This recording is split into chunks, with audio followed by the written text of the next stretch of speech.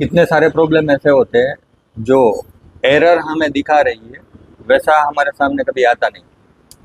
यही प्रॉब्लम ये पोलो के अंदर थी। पोलो के अंदर क्या था, ये एक सेंसर, मतलब ये सेंसर फॉल्टी की वजह से गाड़ी हमारी स्टार्ट हो रही नहीं थी। मतलब कई बार स्टार्ट हो जाए, कई बार स्टार्ट नहीं होती। फिर क्या थी वो देखते हैं। मतलब ये वीडियो हमने इसलिए बनाया कि कई बार हम जो प्रॉब्लम को समझते हैं वैसा प्रॉब्लम होता नहीं है।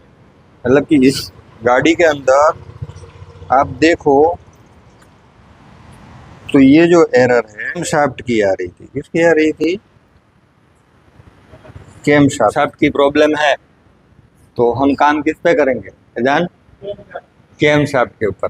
तो यहाँ पे हम देखें तो इसका जो टाइमिंग था वो टाइमिंग 10 बार लिया हुआ। मतलब ये जो हमारा CMP सेंसर है यहाँ पे अंदर साइड है, मैं आपको दिखा, मेरा CMP सेंसर है। तो ये CMP सेंसर भी चेंज करके देखा हुआ है, ठीक है। फिर भी ये प्रॉब्लम सॉल्व नहीं होता। मतलब स्टार्टर मारते तो स्टार्टर हमारा लॉन्ग लेती। तो ऐसे केसेस में जब हम एरर को देखते हैं तो एरर हमको मिलती CMP सेंसर की, पर प्रॉब्लम CKP सेंसर का निकला। अब होता ये है कि ये जो हमारा CMP सेंसर है और यहाँ पे मैं आपको दिखाऊं, यहाँ पे लगा हुआ है ये वाला, ये हमारा CKP सेंसर है। तो जब हम क्रैंकिंग करवाते हैं तो क्या होता, CMP और CKP दोनों साइक्रोनाइज होते। अब ECU जो हमारा था वो एरर किसकी बना रहा था? कैम शाफ्ट पोजीशन सेंसर की। तो ये काम तो हो गया बेटा, गाड़ी स्टार्ट कर। अब ये एक सेल्फ के अंदर ये स्टार्ट हो गई। मतलब कि ये काम करने में मतलब कि ये सारा हमें ओपन करना पड़ा और हमने ये जो CKP सेंसर डाला तो ये काम हमारा हो गया। तो कई बार हमारे पास ऐसे फॉल्ट भी आते हैं जो दिखते हैं अलग, मतलब स्कैनर के अंदर जो शो होते हैं वो अलग होते हैं और फॉल्ट दूसरी जगह पे हमें देखने को मिलता है। तो ये फॉल्ट हमारा निकला CMP सेंसर के अंदर, ठीक है।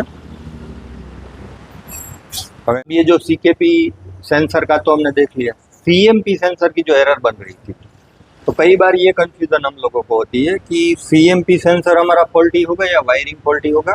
तो जैसे आप यहाँ पे आ जाओ तो हमने ये भी देखने की और समझने की कोशिश की कि यहाँ जो गैप होता है हमारा वो प्रॉपर, ये सेंसर प्रॉपर लगा हुआ है, यहाँ जो गैप होता है वो प्रॉपर है या नहीं है।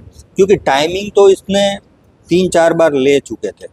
फिर यहाँ पे आप आओ तो यहाँ पे ये जो सॉकेट है इसका, ये सॉकेट जो सेंसर का आ रहा था वायर, वो वायर भी टूट जाते ना। तो वायर भी इन लोगों ने ये प्रॉपर लगाए थे। फिर इसके जो वोल्टेज आते हैं, मतलब कि ये जो सॉकेट है हमारे, ये सॉकेट के ऊपर जो वोल्टेज आते हैं वो भी प्रॉपर चेक किया हुआ था।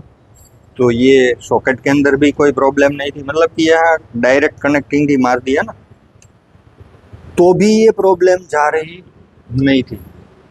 फिर ऐजान को और जयदीप भाई को ये बात समझ में आई कि भाई हम इसका ये जो सेंसर है लाइव डेटा में जाके चेक किया। कई बार ऐसा होता है कि हम लाइव डेटा में भी चेक करें ना तो भी हमें समझ में आ जाता कि ये प्रॉब्लम हमारी इंजन स्पीड नहीं आ रही। तो इंजन स्पीड तो हमें ये CKP सेंसर ही देता है। तो इन लोगों को एक आइडिया मिला कि CKP सेंसर हम एक बार खोल के देखे। तब ये लोगों ने मतलब 3-4 जगह पे ये गाड़ी हो नहीं रही थी, ये गाड़ी इन लोगों ने स्टार्ट करके दिखा दी। तो कहने का मतलब ये होता है कि हम कोई भी फील्ड में हम सीखते हैं, काम को समझते हैं, तो सीखने के साथ साथ करना है ये भी ज़रूरी होता है। मगर सोच एक बनती है ना कि नहीं, मैंने उसको बोला था ये गाड़ी हमें स्टार्ट करनी है।